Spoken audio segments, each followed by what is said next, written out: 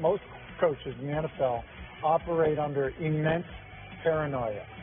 And so going up 21 points, which obviously is 3 touchdowns and 3 extra points, I think was appealing to Doug Marrone rather than being up 19. I understand it was unlikely and all that stuff, but I think unlikely, that you heard him say you take nothing for granted. And you heard him say that.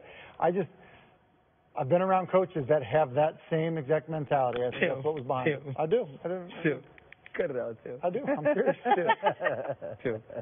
Stop it. But that's what I did. Listen, it's not an overreaction. Here's what I'll say. I have no idea what the message could be or to whom the message is for. But there is a message. There is no way you do this without trying to make some point, whether it be a point to your team, a point to somebody sitting across the way. There is a reason you do this. We have seen people with these type of leads, with leads that are lesser, kneel the ball and not score at all. We've seen teams say, you know what, we've gotten far enough, we run enough clock, we'll just kneel this ball so everybody can get out. And guess what? Most of the guys that block on your PAT team, they block on your offensive line. I mean, that was a bad excuse. Yeah. I agree. Because he was lying. Yeah. Timothy. That's why you might think there was some point somewhere. It is 31-12. I understand the situation. Hold on. You're right. I know. I get it. I know. With 25 seconds left. 25 seconds. Ladham him to death right now. So, Ladham. Let me say, I don't care how paranoid. I don't care. I'm telling you, very paranoid. Well, paranoid by definition isn't rational. Paranoid may be right, but let's also remember that when he resigned as the head coach of the Buffalo Bills, most people thought he was going to wind up with the New York Jets, that the New York Jets would go and hire him.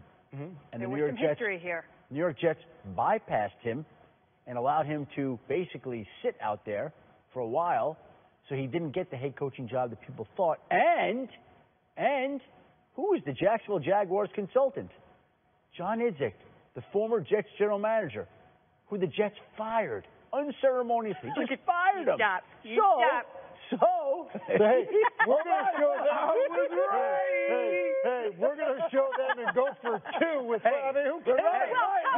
So you just said he wasn't rational, and now he is irrational. What I'm saying is like that's going to bother the Jets organization. You said the people are irrational. No, but I'm saying coaches are paranoid. But what I'm saying is, do you think that hurts the Jets more? Do you think the Jets were somehow bruised by the fact that they went for it? Here's what I will say. Here's what I will say. I would at least take it personal.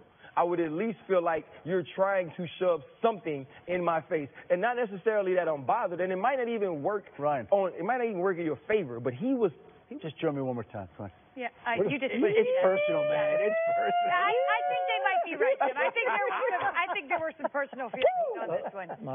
We're coming at you. Let me sit. I'm going to go for 2 and beat you by 21 instead of 19. No, it's not the actual point that you tried it. That was Doug Marrone's obscene I'll show gesture. you. I'm going to let Blake throw it again. Okay. All right. Stop right there. Listen, you might be right. It was Eric Reid's first practice with the Carolina Panthers. Of course, he signed with the team despite all of the other things going on in the NFL collusion suit last week. So he is the head coach and Reid himself. Going forward, we feel strong about who he is as a young man. We feel strong about who we are as an organization. And it ultimately always comes back to football. Today was a good first day. I'm familiar with coverages. We actually used some of the terminology I used in college, so that was exciting for me. Kind of made this transition easier. So I'm just excited to be back on the field. Although I've been training 5 days a week, there's nothing like being on the field, taking on blocks, chasing after fast guys. So trying to get my conditioning up, and then just helping the team. Hopefully I can make some plays, put us in a good position to win games. Good to see him back. Yeah, listen, he belongs back. He should be back. He's good enough to be back, and I think he'll make a difference for the Carolina Panthers starting this week. Yeah, I think you look at safety. Cersei goes down. Last week you have Mike Adams in there. He's a guy who can really play football, show position, first versatility last year, even moving down the linebacker, playing the dime backer. I think this is a good move for the Carolina Panthers for football reasons, and that's the reason they made it. I would agree, and head coach Ron Rivera did say there was a chance we could see Eric play on Sunday. He'll play. What did I say last week? We're not playing a tie. Feels like my first win in 100 years. What did I say? Oh boy. Sal right there in the middle of it. It's Sounds of the Week. He's doing Ryan's dance. He's doing Ryan's dance. Sounds of the Week next on NFL Live.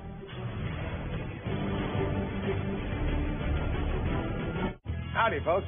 For under $20, you can fill up with KFC.